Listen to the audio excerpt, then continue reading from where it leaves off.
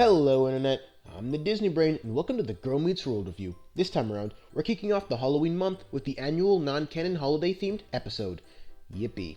And at first, it didn't seem like there would be anything worth talking about here, but lo and behold, there are a few interesting concepts worth discussing, for better and for worse. Spoiler warning now, although there's not really anything to spoil in this one. So, with all that said, let's dive into Girl Meets Terror, the third one. We kick things off with an intriguing question being posed to our cast. What if people didn't change people? Long-tenured fans of the series will immediately recognize the significance of turning the show's unofficial motto on its head, so there's definitely something to be made from discussing this hypothetical scenario. Too bad said scenario had to involve missed opportunities and a ton of plot holes. So, Ghost Augie is here to take us to this bizarro world, which is supposedly the result of Maya and Riley having never met as kids.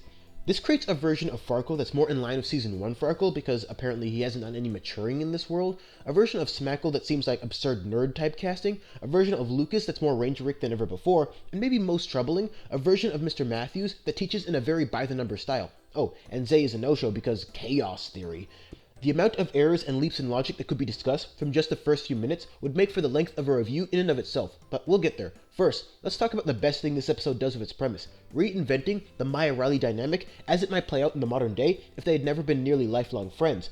This means that Riley has to somehow be even more Riley than usual, and that Maya has to pretend to be a bland, standard tough girl. But what works about this situation is how the pair find ways to progressively connect throughout the episode. For a plotline that's a ton of what-ifs and happenstance, it works out about as well as it could if you buy into the idea that the pair were always meant to be friends. But I think the idea of fate in this particular case would be a hard sell, which is why I buy more into the idea that Riley and Maya always had ways to connect as people.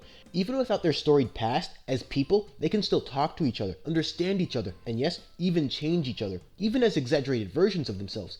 As far as a World of Terror episode goes, this was easily the best plotline they've ever conceived, and it's pretty easy to see how a genuinely good episode could have better worked with that idea if it wasn't being hamstrung by the forced holiday gimmick. There's also a couple side plots with bizarro world versions of Farkle and Smackle, but those scenes fall pretty flat and lack any of the noteworthy chemistry those two usually share when they're given room to be a couple.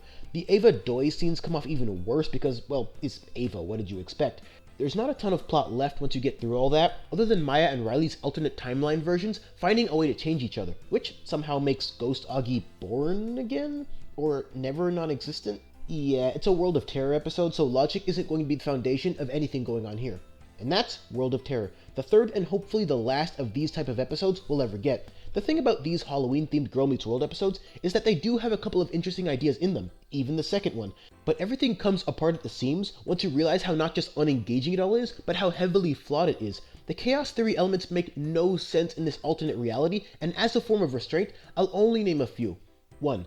Mr. Matthews' teaching style is more heavily reliant on his relationship with Mr. Feeney than it is with Riley. Even if Riley and Maya had never met, logic will tell you that his style would not have completely flipped around because he already knows that people change people. That's what Boy Meets World taught him, specifically Sean. 2. Smackle was never even close to what this world implied her to be. They created a cringe-worthy stereotype that wouldn't make it past the idea desk in even the worst of shows and has nothing to do with the central defining mechanic of what if Riley and Maya had never become friends. 3. In the context of the show, Lucas starts off as a personable, likable character as a means to not be the guy he was back in Texas. If he had never been able to connect with Riley or Maya, then chances favor him making friends by way of his many athletic endeavors, thus dismantling the plausibility of his facade here. And 4. Pretty much everything about Ghost Augie does not work. There are obviously a handful more, but I think we've all got the point by now. It's a below-average episode that attempts to hide under the guise of Halloween to keep from admitting how broken it really is, which is actually kind of a shame, given that I still think it's the best idea yet for a World of Terror episode. It had some good moments. Sabrina sells her fully bad girl role pretty well, despite how cliche that whole aesthetic is. Riley and Mr. Matthews shared a nice classroom scene, and seeing how Riley and Maya can connect again without their shared history was a nice touch. This episode, despite what its title would imply, does have a few things going for it, and if it had tempered down on some of the other characterizations and left Ghost Augie out of the plot entirely, except as a narrator maybe, then maybe we have something that's at least pretty good. But, as is, it never really came close.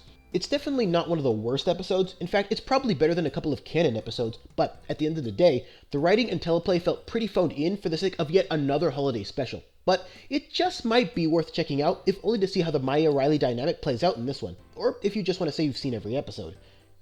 Thanks for watching. If you enjoyed this review, throw down a like, sub for more, and share it everywhere. And don't forget to follow the Disney Brain on Facebook and Twitter for updates. Links down below. The votes are pretty close for the next DCOM review, and it's down to Wendy Wu versus the Wizards movie. So, comment here on what you'd like to see first, and that's what we'll dive into in the coming week. Until then...